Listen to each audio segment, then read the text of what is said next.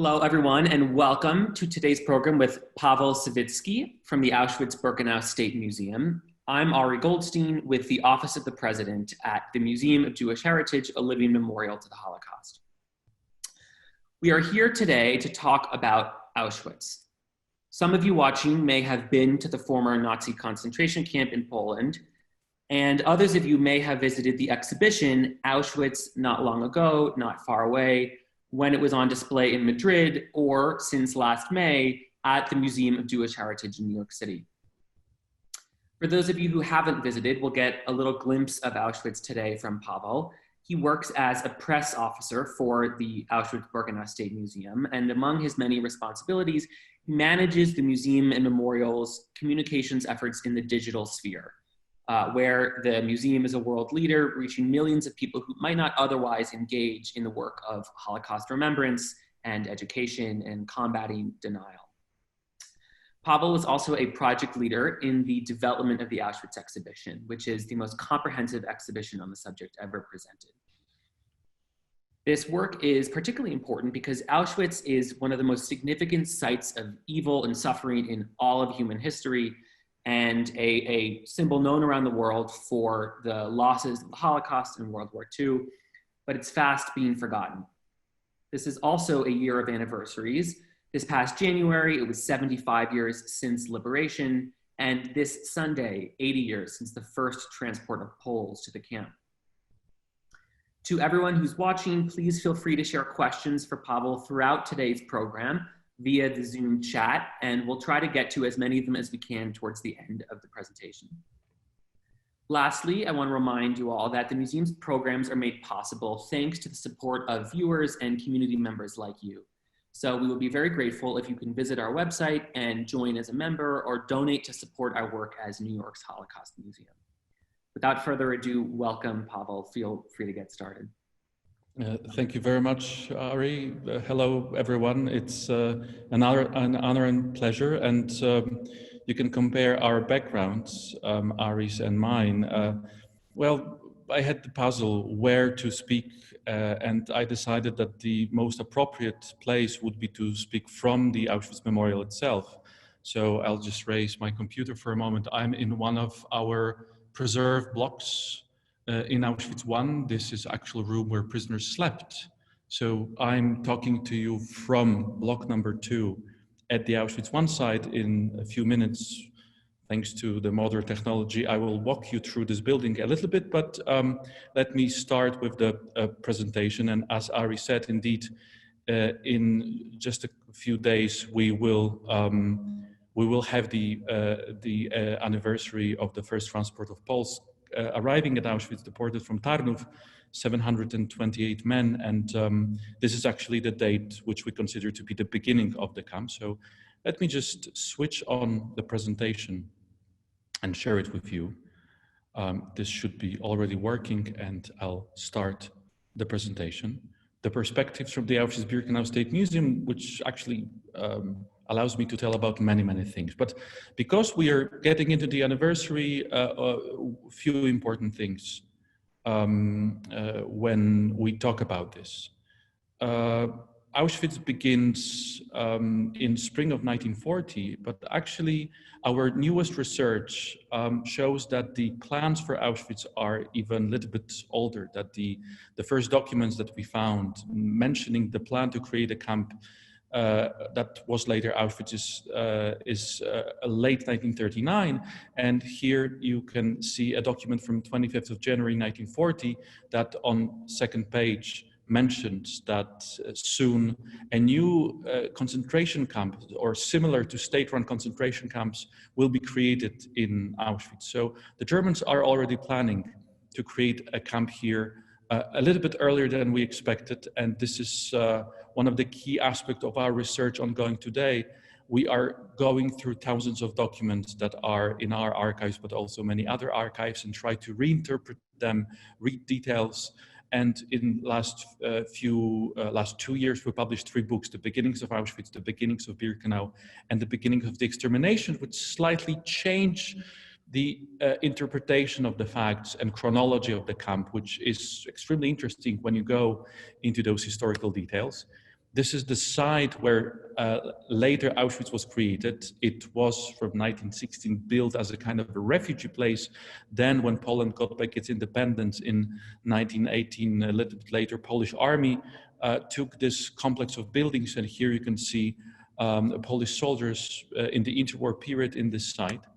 And here is one point of discussion is when is the order of creating Auschwitz official order, and actually we do not have one.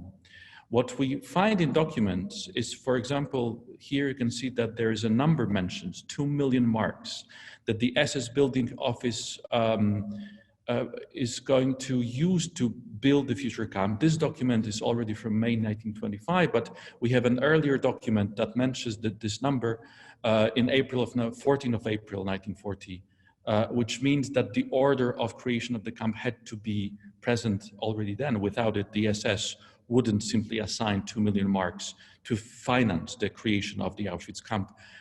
So thanks to such documents, we can briefly we can go in details in this chronology of creation of the camp. And what is very important is that from the very beginning, the SS plans Auschwitz to be a huge camp.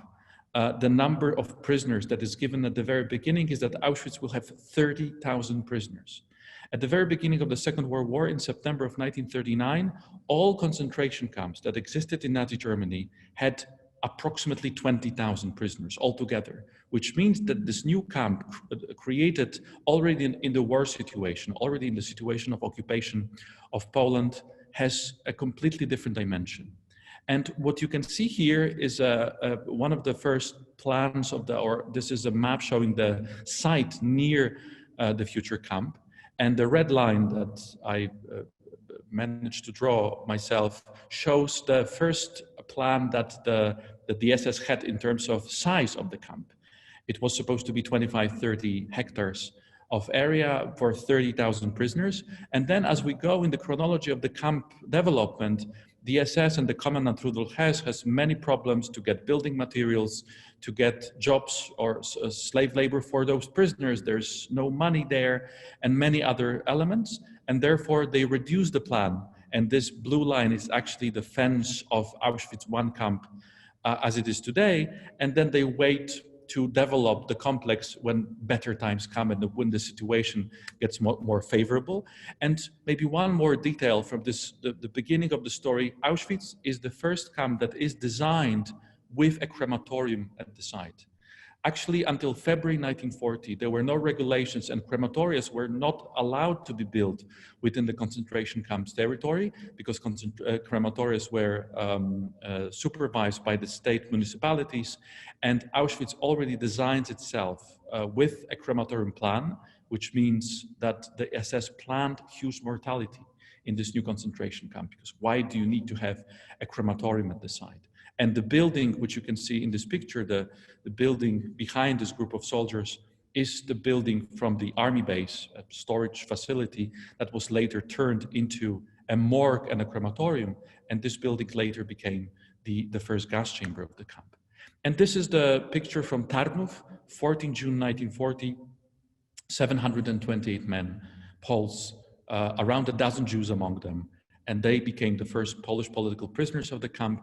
And the story of Auschwitz begins in June of 1940. And then we are talking about the development of the camp throughout those 4.5 years, from this huge planned concentration camp targeting Polish leadership, intellectuals, resistance, through the camp for Soviet prisoners of war, through the camp for several other nationalities, and then throughout 1941, 1942, we can see the development of extermination facilities, and Auschwitz is turned also into the extermination camp for European Jews, which later became the deadliest, the largest of the extermination camps. So we have all this development, and here is a short clip. I'm not going to show you the entire 3.5 minutes. These are the faces of those people who arrived here on June 14th, 1940. All the mugshots that survived are in this presentation. We're going to use it in our social media for the anniversary, but this is the beginning of Auschwitz. And so when we talk about this, we are in a building, which is a historical building at the Auschwitz I site, but this is also the building where those prisoners from the first transport arrived. So let me now do a technological change. So I'll stop sharing the presentation for a moment, and I'm going to put my computer on the floor, and I'll take a tablet. Now I need to change the equipment, so I do apologize for this little change here.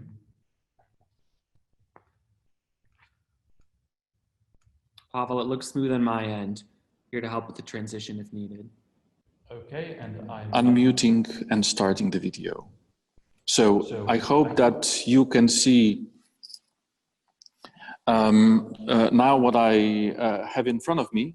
So I'll go downstairs for a moment and try to walk you through the building for a moment, which is quite interesting. This building is after conservation, and some visitors do come inside.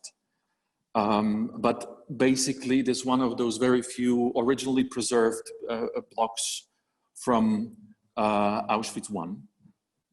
And just to show you where we are, I'll open the door for a moment. And here you can see one of the streets of the Auschwitz I camp. Those blocks, some of those were pre-war buildings. Many adjustments were made, many construction works were made, and block number 2, from where we started, is one of those buildings. And the first transport on June 14th, 1940, was not placed here on the day of their arrival. Because those buildings were not ready for them yet. They were placed in a different complex of buildings just 500 meters from here.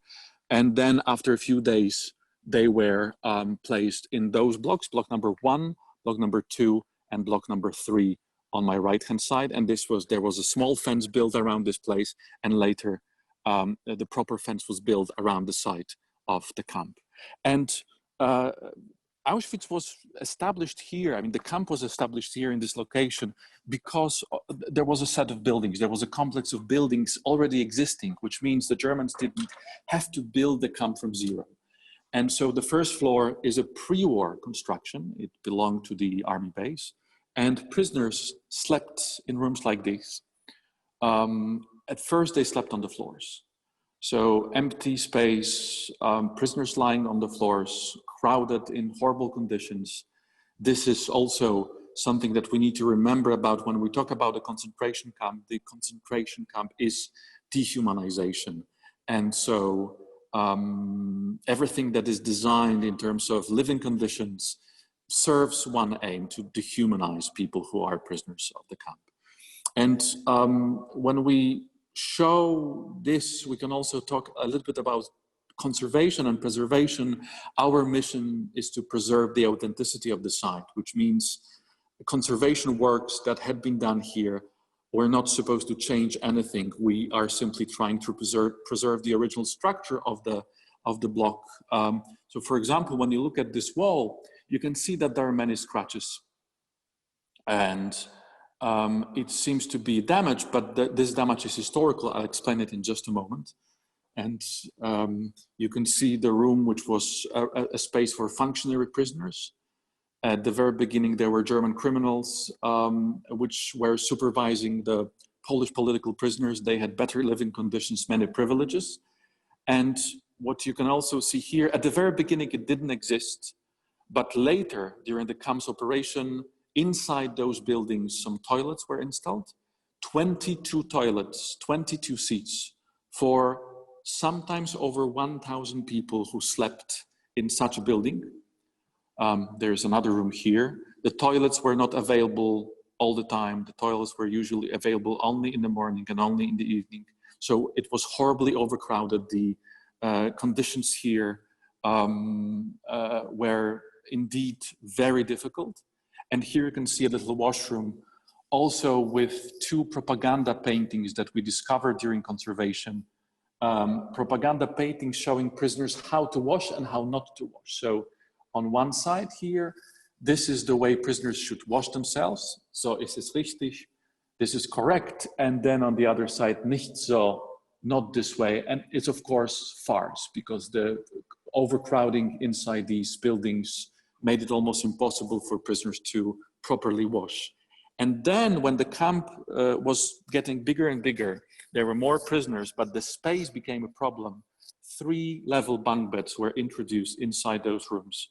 And you can see how packed it was, how crowded it was. Usually there were 2 prisoners sleeping on one bunk like this, 2 meters long, 80 centimeters wide. One of those original beds you can see in New York in the Auschwitz exhibition. And because prisoners didn't have any ladders to climb up, when they were climbing up, the beds moved and they scratched against the walls. Of course, right now, because of the conservation, they are slightly moved. But when the beds were moving, they scratched the walls, which means the damages that you could see in the last room are historical, and therefore they must be preserved. And later, when the camp needed more space, the SS decided that they will use those 1-floor buildings that existed, and prisoners were forced to build 2nd floors. And this is where we started our meeting today. So I'm now moving upstairs, and this is the room where we started. So they just built large space without corridors, without separations, and they simply placed wooden beds here, 3-level bunk beds, and this is how prisoners slept. So prisoners from the first transport, and then next transport that were coming were actually placed in these buildings. The 2nd floor was added in 1941, 1942, so you can see how it looked like. And even the layout of this room is based on testimony, so we try hard to preserve everything that's possible, including floors, including any details that are still here. And I could spend a long time talking about the conservation. Maybe we will be able to discuss a little bit in the question time, but I would like to now go back to the computer and continue with the presentation. So here, let me mute myself and stop the video for a moment, and I'll return in just a second with the computer screen. Thank you, Pawel. It's so chilling and compelling to walk through the site with you. You should be able to start your video. Excellent, we can see you now, and great. I'm sorry for this, but thanks to technology, it worked. So I'll share my presentation again with you. And let's go back to something I also want to say today. And I want to start with this photograph. Maybe some of you saw it some time ago. Those young people from Baraboo, Wisconsin were photographed like this. And it went viral online. There was a lot of media attention. The Auschwitz Memorial reacted also on Twitter. And this is something worth discussing. But I'll go back to this picture at the very end. But when you see those students doing something shameful, we of course see this picture, and students throughout times, at least the time of the photography, had pictures like that taken. I mean, lines of students and school photographs were taken. And we talk about education. I mean, the young people in this picture go through some educational process. And we can see a picture taken sometime in the past. And there is this gentleman here in this top right corner of this photograph. And his name is Adolf Hitler. So this young man went through some kind of process of education and socialization, and it started shaping his personality. And then the same man, sometime later, starts educating new generations and start poisoning their minds with his ideology. And then his party, the Nazi party, wins the election in Germany, and he takes power in Germany. And then he starts poisoning the minds of everyone. And of course, here you can see the man who doesn't raise the hand in the Hitler salute, but many people did. Many people followed. And then the same people, just a few years later, when you think about the time frame, are here 3 kilometers away from the place where I'm sitting. This is the platform in Birkenau in 1944, Hungarian Jews, just a moment before the selection. The same people who went through this education and propaganda and ideological training later sentenced people to death because of this supremacy ideology, racist anti-Semitic ideology. And this is the site today. Auschwitz Memorial existing from 1947, trying to preserve this place, honor all the victims, educate about the history of the camp, and which has many, many more responsibilities. And when we talk about Auschwitz, Auschwitz, of course, is one of the key elements of the story of the Holocaust. Auschwitz is the place where approximately 1.1 million Jews were deported. Most of them were murdered in the gas chamber. It's a symbol of the Holocaust. Symbol, of course, is always very difficult because many people know about the symbol, they heard the name, but they do not know the details, the factual content, and this is why we also need to educate. But it's clear that Auschwitz is one of those recognizable symbols of the Holocaust. But Auschwitz Memorial is the place of many memories. We started from the story of the first transport to Auschwitz. You can see those men once again on June 14th in Tarnów. So we talk about an important place for the Polish memory.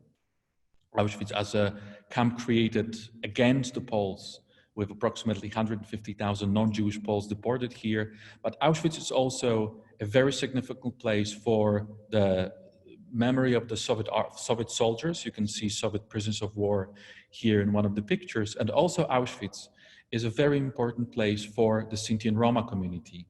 Auschwitz is also the central place of genocide of Sinti and Roma during the Second World War perpetrated by German Nazis. And we also have many smaller groups of victims. And as a memorial, our role is to make sure that those memories are acknowledged and we also educate about all those people. But also when we talk about the story of Auschwitz and we talk about those numbers, we need to remember that each one digit of 1.3 million is an individual story. So going through those micro stories is something incredibly important. And the man you can see kneeling on the left-hand side is Erich Hamel, Jewish Dutch American, born in New York City at the very beginning of the 20th century. And then when he was 16, he went to the Netherlands. He played soccer in Ajax Amsterdam, as you can see. And in 1940s, he was deported as a Jew, because for the Nazis, he was a Jew, with his wife and 2 children to Auschwitz. And after some time, he perished here. So this will be one of those many, many stories we need to preserve. Here's another micro story, Hungarian Jews. We are right now in this period of anniversary of the deportation of Hungarian Jews, 420,000 people deported within 56 days. And on one of those days, this picture was taken in a forest 150 meters from crematorium number 4, from gas chamber number 4. Those people in the picture would be murdered in gas chambers just an hour, 2 hours later. And you can see a child that found a dandelion in the grass and shows this yellow flower to other children. And this is, again, something extremely moving and important when we talk about the victims. These are not numbers. This is not statistics. We are talking about human stories, and this is the site today in Birkenau, in the forest, very close to the ruins of gas chamber number 4. However, we wouldn't be able to do all of this. We wouldn't be able to educate, commemorate, also present an exhibition like the one that you can see in New York right now, without the decision of survivors in 1946, 1947, to turn the site of the liberated camp into a memorial. And here you can see some pictures of our first entrance, the opening of the museum, some of the first exhibition. This is an institution of memory with its own very complicated history of over 70 years. On our website and our YouTube, you can find a movie, a documentary that we created for the 70th anniversary of establishing of the museum. And when we talk about the mission of the memorial, 1, part is very important, the conservation of all the authentic remains that are here, whether these are melted cutlery or barracks or remains of the gas chambers and crematoria. Here, this right-hand side photograph shows the undressing room of gas chamber number 3 in Birkenau, and you can see that there is an additional wall built in the ground outside the structure itself, because again, there are many ethical challenges when we talk about conservation of those buildings where thousands of people were murdered. So this wall is actually holding a structure that then is attached to the original wall that holds it and prevents it from falling down. So there are many incredible engineering happening here in order to preserve the authenticity of these structures. Here you can see a mug with a false bottom, and several years ago we discovered it during conservation of thousands and thousands of kitchenware items in our exhibition. And we discovered this false bottom, and underneath there was a golden, there was a ring and there was a necklace. And on one hand, we can say this doesn't tell us nothing new about the history of Auschwitz. We don't know the name of the person. However, it shows us that the person who was deported had this impression that deportation is something dangerous, and deportation means robbery. So maybe it's good to create some kind of a hiding place in the mug and hide this necklace and the ring. If this person understood that deportation is actually extermination, that Jews are deported to be murdered, such hiding place would be unnecessary. And we still find items during conservation. Archaeology, just for digging, is prohibited here. We do not go through the site to search because we find it unethical. However, during conservation works like conserving brick barracks in Birkenau that you can see here, we need to have archaeological supervision. And during conservation, in the last 2 years of 2 barracks, we found approximately 5,000 items. Here you can see some of them right after finding them, but then they go through our conservation lab and you can see how they look like. And on some of them, you can actually find individual traces or a camp number, so we can go back to those individual stories. And you can see also 2 rings here. One, a ring that someone brought from the world outside, and in the bottom you have the ring that was made in the camp from a wire. Incredible things. And here is the discovery that is very recent in April this year. Here in Auschwitz I at Block 17, there is the Austrian exhibition right now being prepared.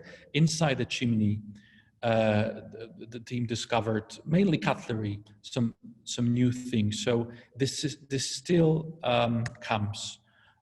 Also, thanks to conservation, we can learn these stories. Of course, another part of our challenge is education, and our main educational program is simply guided tours. Here you can see people being guided at the memorial, and we saw this huge increase of numbers of visitors throughout the last 20 years. You can see it here from less than 500,000 in 2001 to 2.3 million last year.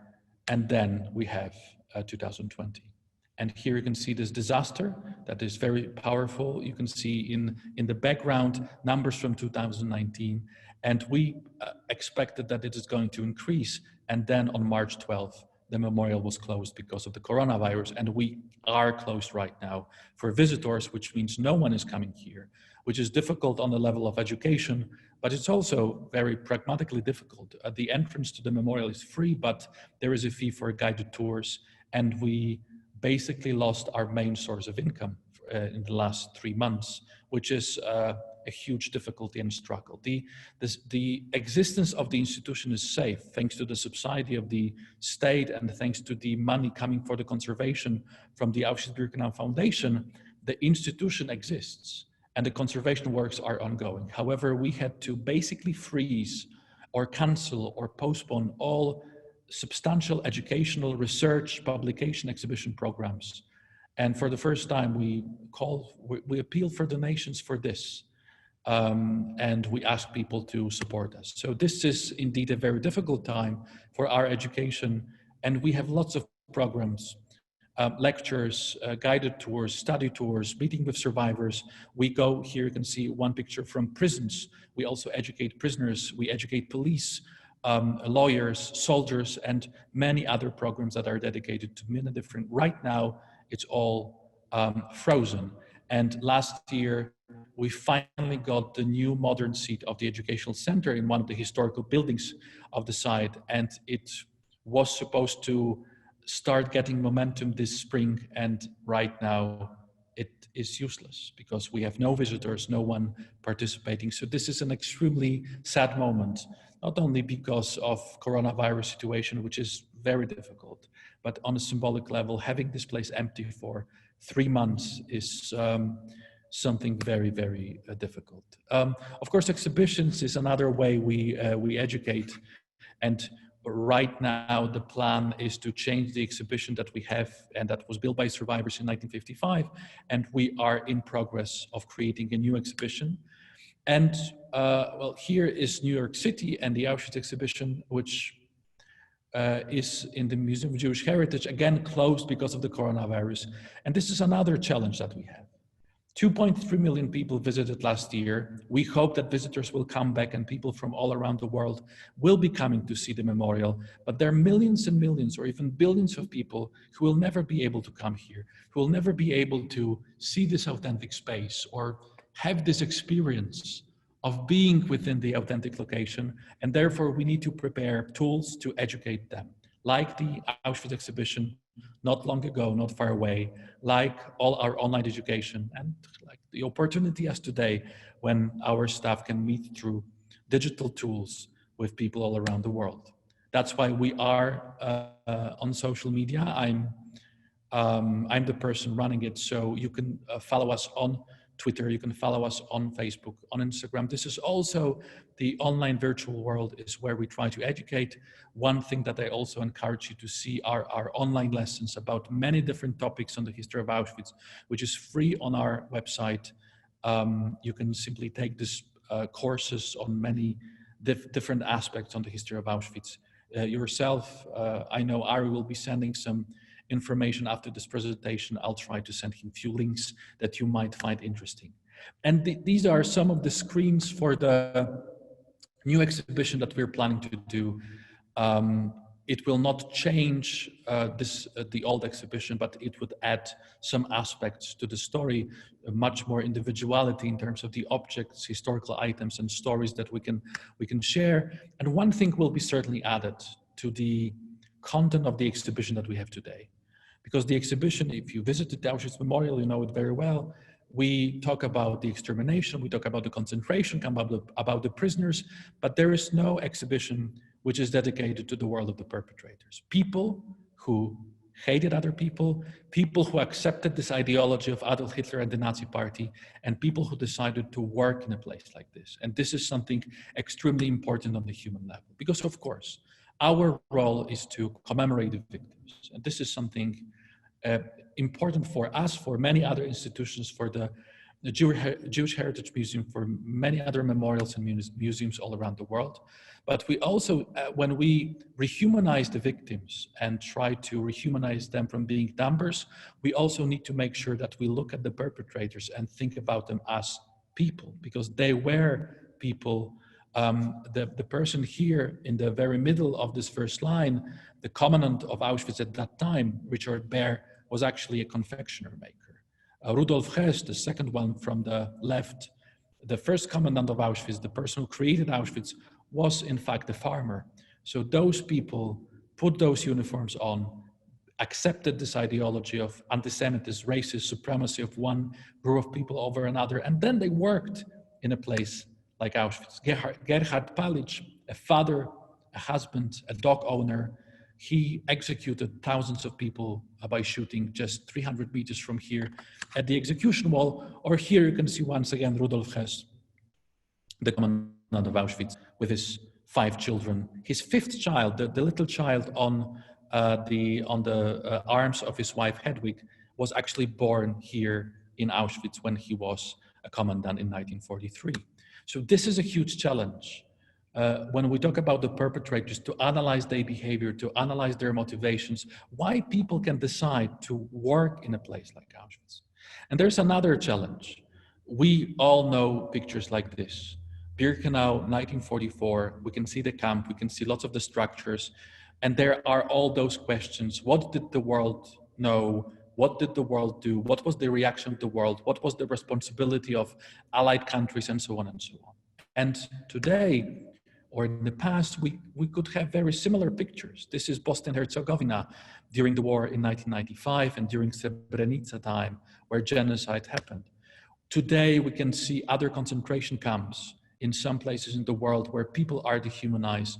Today, satellite images allow us to see mass graves in many places in the world before they actually become mass graves. Today, we have access to much more information. And what does it mean when we educate, when we have all those visitors here, and now you can see the memorial full of people? What is the message that we want to convey? Of course, we need to teach them facts and stories about the past. They need to learn what Auschwitz was and what it signifies, but there's also the question about the responsibility. I mean, they go out from a Birkenau, they go back to their lives, and what happens then?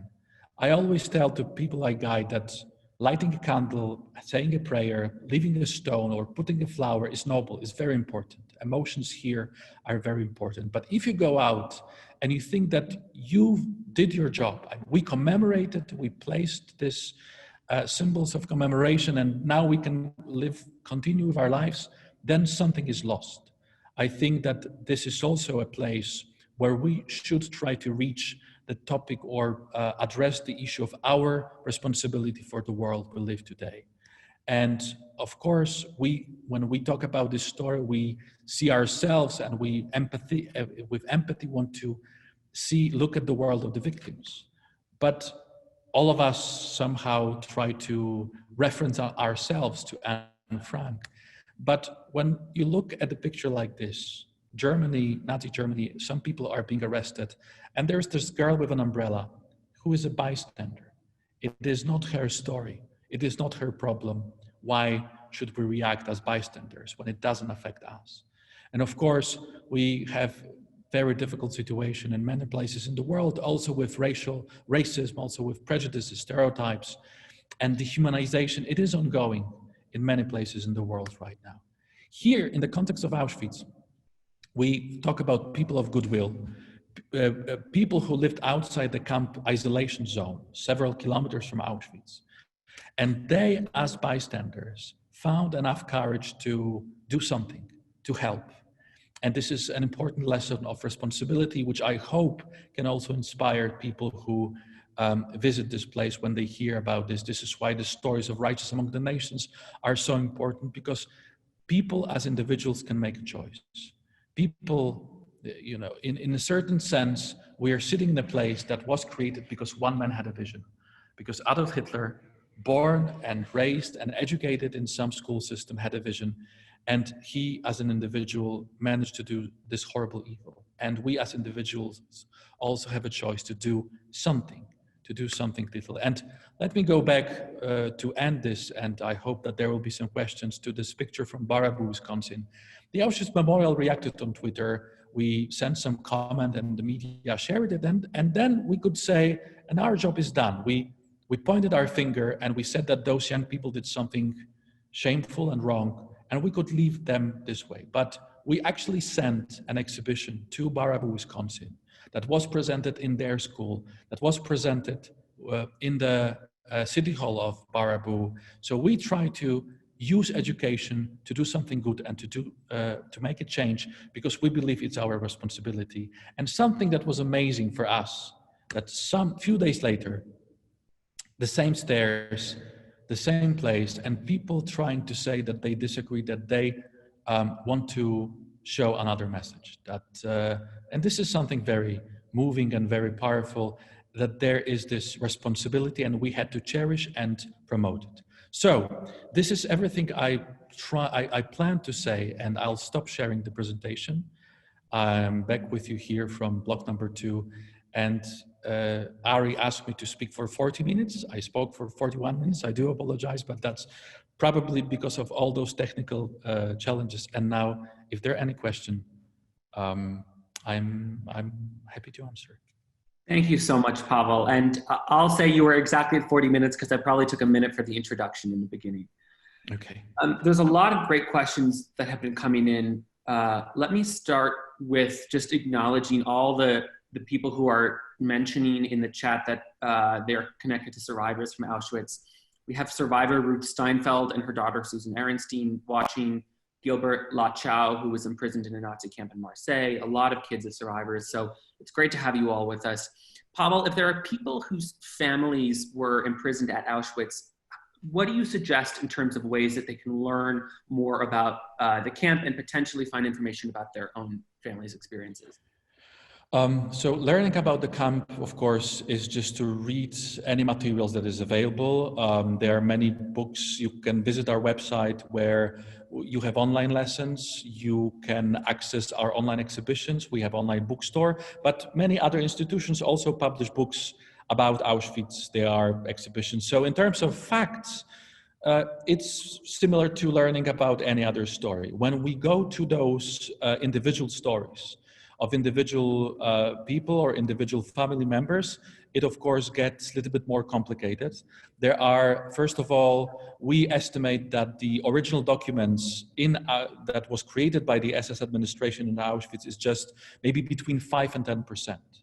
Which means many names, many transport lists, many registration documents, death certificates, and many other documents created by the camp administration are gone. However, you can write to our archives, asking to search our collection of documents, and they answer either we have something or we have nothing. But today, such search is getting easier and easier because many large institutions already open their archives to online searching. We have a basic online search on our website, but there is much more things that you can find when you contact our archive. But you can go to Bader-Olsen database and start searching for information in this huge archive. You have Yad Vashem, of course. You have your institution that I'm sure can also help, or the Holocaust Museum in Washington, D.C. So try to contact institution that is close, or try to write, if you know that it was Auschwitz, try to write to our archive, and we will be happy to help, step by step. Unfortunately, many of those letters that our director signs that are responses to such queries is that, unfortunately, in our archive collection, we simply do not have a name. And, I showed you this collection of photographs of the first transports. There are a little bit over 300 pictures, almost 300 pictures that survive. But from those 728 people, we do not have 59 names until today. And when we go to the extermination of Jews, when people were deported to Auschwitz and they were not registered in the camp, they were supposed to disappear, this situation is getting worse. However, Memorial de la Shoah have their own archive of French Jews. There are Dutch or Czech archives. So try to find some institution or us, and I think that we can try to help if those documents exist, it is accessible. Thank you. And we'll include a link to the Auschwitz Memorial Archives when we send out the follow-up email. Gosh, there's so many more questions. Let me take this one. As you know, there is a real collective conversation happening right now in the United States about systemic racism and police violence, and people around the world are having their own versions of that conversation. You mentioned earlier that you do a lot of work with law enforcement in Europe for training. Could you tell us a little bit more about what that looks like and whether you feel like it's an effective way to talk about ethics and law enforcement? I think that Auschwitz Memorial can be used very practically to talk about ethics in many professions. We work together with different institutions. We also work with the Auschwitz Jewish Center, which is part of the Jewish Heritage Museum in New York, but this is the local institution here in Oswiecim. They do lots of anti-discrimination training and law enforcement, police, Polish and from Iceland, Germany. There are many seminars. So we can show to them how hatred can develop. Because in most of those cases that we can observe, we're not talking about genocides. We're not talking about mass murder happening. We talk about violence, we talk about racism, we talk about symbols, we talk about slogans, but it's important for people to acknowledge, also from this ethical point of view, that things like Auschwitz doesn't happen overnight. Auschwitz doesn't start with murder.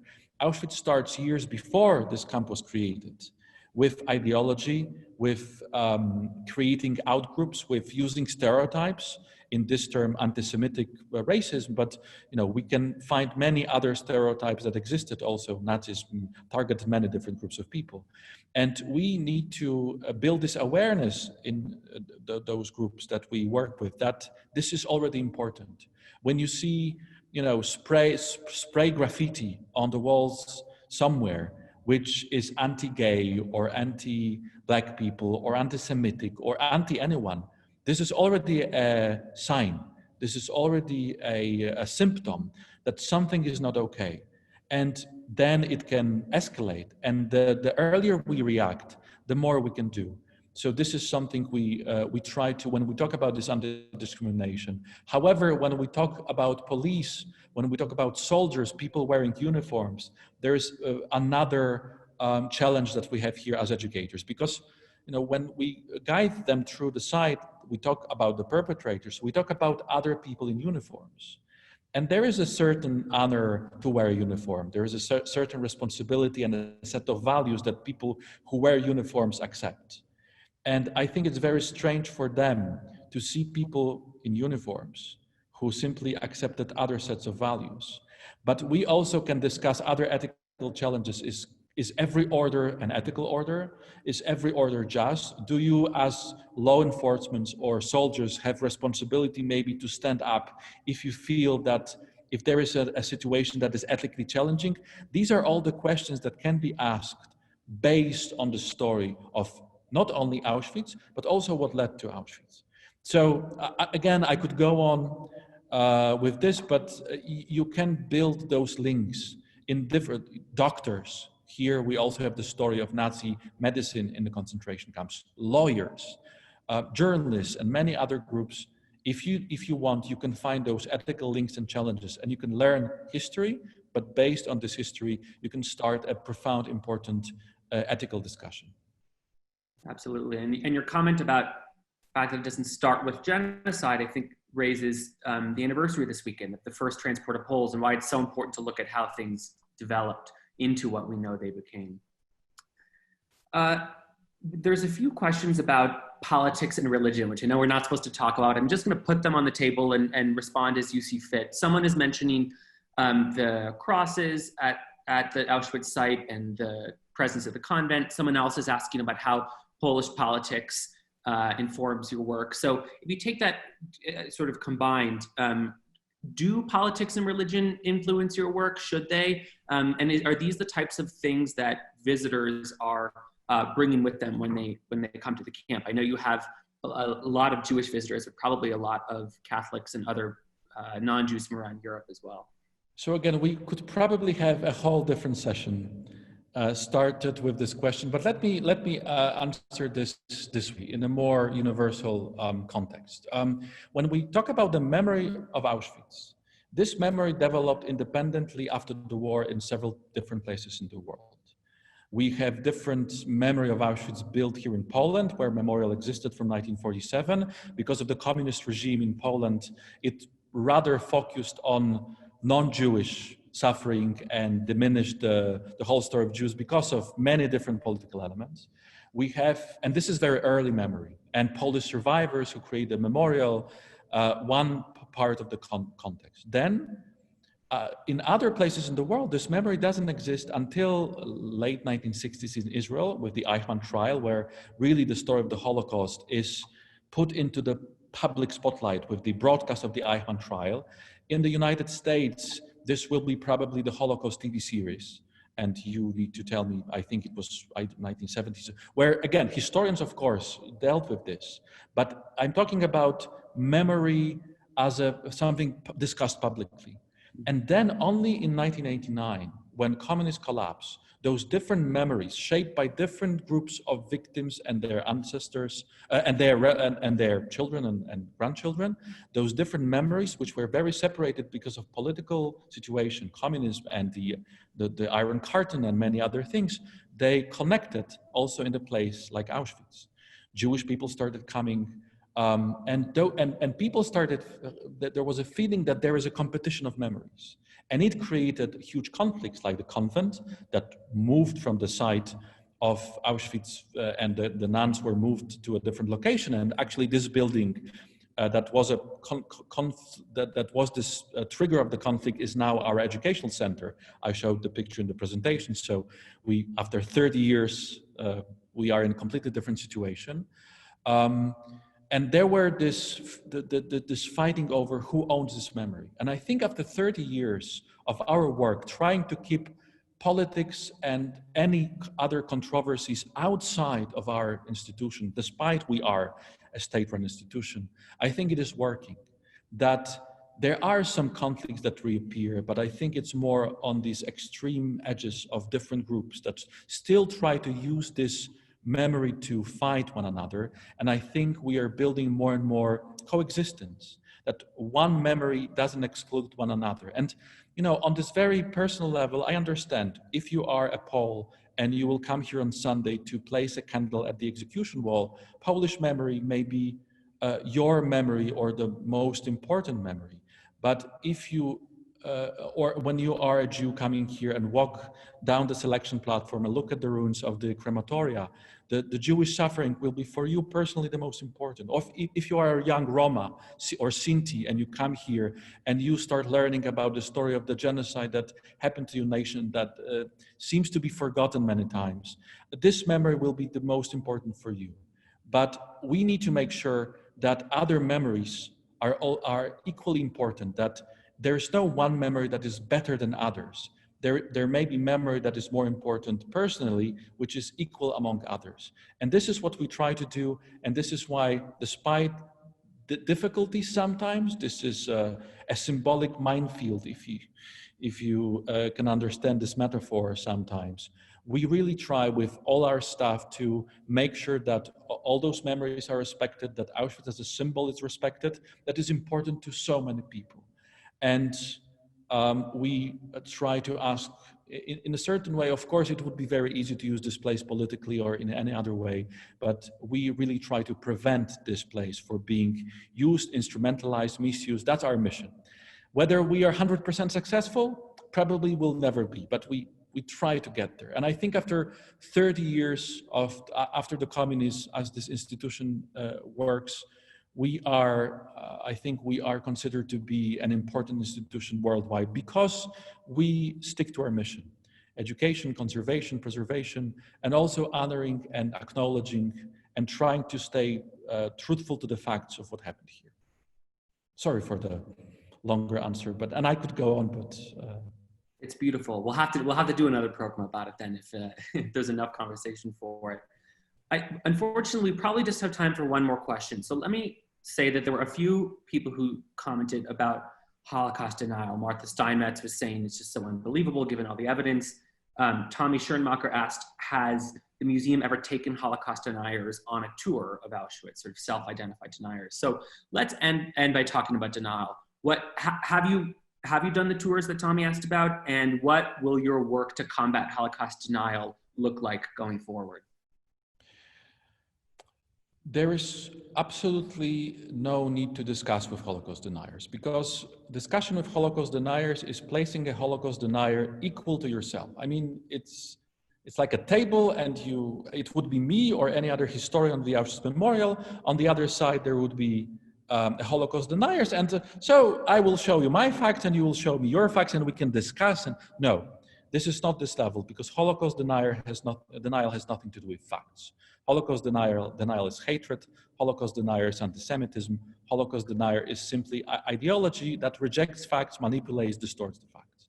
What we, however, so if there would be a Holocaust denier coming here saying gas chambers never happened, no Jew was murdered in a gas chamber, my obligation would be simply to call the police, and I would make sure that this person is simply is going to leave the property. Whether I'm facing any problems, we will do it because this is, we also try to protect this memory as an institution. However, today in this world, especially online, people can see Holocaust denier in action. People are exposed to Holocaust denial. And our role is to give information to those people that they will see that someone who is talking to me is a Holocaust denier, he manipulates, there's no reason to engage in a discussion, which is usually pointless. However, people need to have this filter. I only once, and I've worked here, now I have to do the math, but probably around 13 years. I only once met people, and again, I believe for a Holocaust denier coming here, it may be problematic because there's so much evidence here. And of course, for Holocaust denier, everything is an illusion. Everything is just built to create this fiction and the hoax.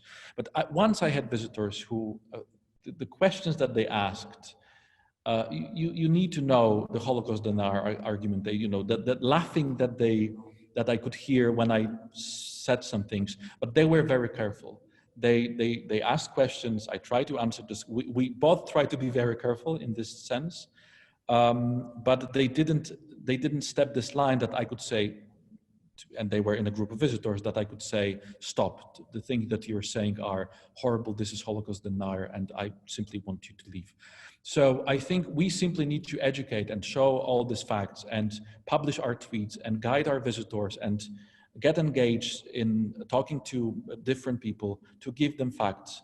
But however, a discussion with the Holocaust deniers is not only beyond our dignity, but it will be disrespectful to the memory that we try to preserve here as the Auschwitz Memorial. Thank you. Well, you guys are the custodians of that memory, and the work that you do is fighting against denial every day, even when you're not engaging it directly. So it's a privilege for us in New York to work with you and to feature so many artifacts and stories from Auschwitz in the Auschwitz exhibition, which hopefully will reopen as soon as it's safe and responsible and can begin welcoming visitors again. We also hope to reopen soon, but the exhibition that you will still be able to see in New York, I'm sure. This is, we are, again, I will raise my computer, we are in this authentic side. And we believe that going through this authenticity is an experience that, as I said, most people in the world will never be able to have. And because we work with Musealia and our great Spanish partners, and it was in Madrid, now it's in a great venue, a great museum of Jewish heritage in New York, and I visited many times, and I'm still impressed that people will have this not only huge knowledge that we built by creating the narration of the exhibition, but because we work with such great partners, we could have all those items on loan. And it's not, right now I'm sitting surrounded by dozens of wooden beds, but it's not an easy thing to take this original wooden bunk bed and just show it in different places in the world. And in this exhibition, one of those beds is presented. So there is this feeling of authenticity is preserved. And I think that it's one of the very important features of this particular exhibition. Absolutely. And while we're closed, we don't have the authentic engagement with artifacts, but we are hosting 2 or 3 programs every week that are digital like this, which are open to the public. And I know that you guys are doing good work online as well. So to everyone tuning in, please do visit the websites of the Museum of Jewish Heritage and the Auschwitz Memorial and check out what's going on. I'll put in a brief plug for a weekly lecture series that we're hosting with historian and curator Robert Jan van Pelt, titled Understanding Auschwitz and Its Contexts. It's open to museum members, and the next lecture is going to be tomorrow, so you can find that on our website. Pawel, thank you again so much for sharing your insight and time with us and taking us around your place of work to the best that you can. To everyone watching, thank you for tuning in, and I hope everyone stays well and safe. Thank you very much for this invitation, and I maybe hope for another one.